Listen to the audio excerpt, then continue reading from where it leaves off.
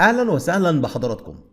تشهد أسواق الذهب اليوم الأحد 1 مارس 2026 ارتفاعا ملحوظا، حيث قفز السعر للمرة الثالثة على التوالي، محققا مكاسب تصل إلى 400 جنيه منذ اندلاع الاشتباكات في إيران.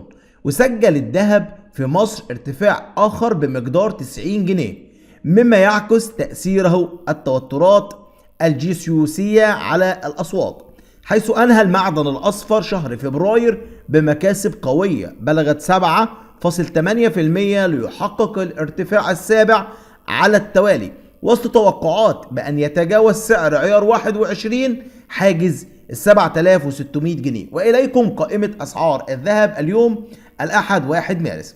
سعر الذهب عيار 24 سجل 8663 جنيه.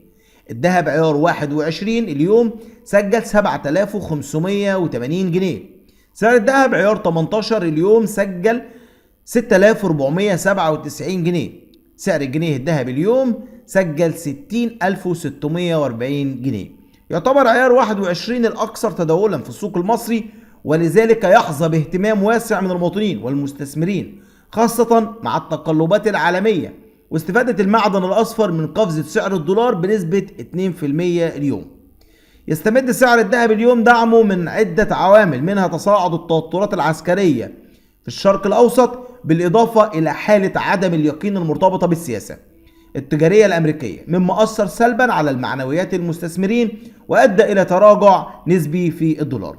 كده كنا وصلت معاكم نهاية الفيديو. لو عايز يوصلك كل جديد والأخبار الحصرية عن كل ما يدور حولك، ما تنساش تعمل لايك للفيديو وتشترك في القناة وتشير الفيديو ده، وإلى اللقاء في فيديو آخر.